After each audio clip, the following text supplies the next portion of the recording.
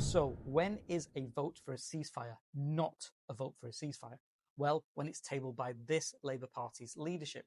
Let me explain why the Labour Party's current position is not for an immediate ceasefire across Gaza and Israel. This is despite reports the Labour Party would be voting for an immediate ceasefire for the first time on the 21st of February 2024. And please don't take my word for it. Please read Labour's position for yourself, spelt out in the amended motion.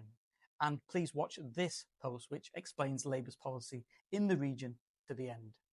The first lines of Labour's amended motion states this. This House believes that an Israeli ground offensive in Rafah risks catastrophic humanitarian consequences and therefore must not take place. Notes the intolerable loss of Palestinian life, the majority being women and children. Now, please note here, Labour's position is this, is limited in Rafah and to a ground offensive in Rafah. Rafah is reportedly a densely populated area where Israel has ordered Palestinians to move to or risk being killed or injured. The Labour amended motion then proceeds to condemn the terrorism of Hamas, who continue to hold hostages, and supports Australia, Canada, and New Zealand's call for Hamas to release and return all hostages.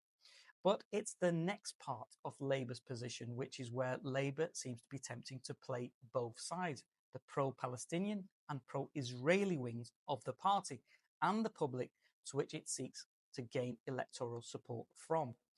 On the one hand, Labour calls for an immediate humanitarian ceasefire, which means an immediate stop to the fighting and a ceasefire that lasts and is observed by all sides. And then on the other hand, a big qualification, noting that Israel cannot be expected to cease fighting if Hamas continues with violence, and that Israelis have the right to the assurance that the horror of the 7th of October 2023 cannot happen again. Therefore, supports diplomatic mediation efforts to achieve a lasting ceasefire. The Labour amendment then makes a number of other points and demands, and is set out here, including access to humanitarian relief, end of settler expansion, and the importance of a two-state solution. Now, due to the government and SNP anger at serious breaches of parliamentary convention based on allowing the Labour amended motion to proceed to a vote, despite it being SNP opposition day, the SNP having drafted an unconditional, unqualified, and a call for an immediate ceasefire, Labour's amended motion passed without objection or real scrutiny.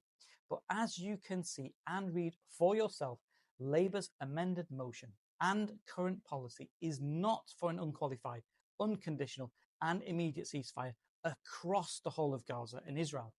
So when is a vote for a ceasefire not a vote for a ceasefire? Well, you can make your own mind up.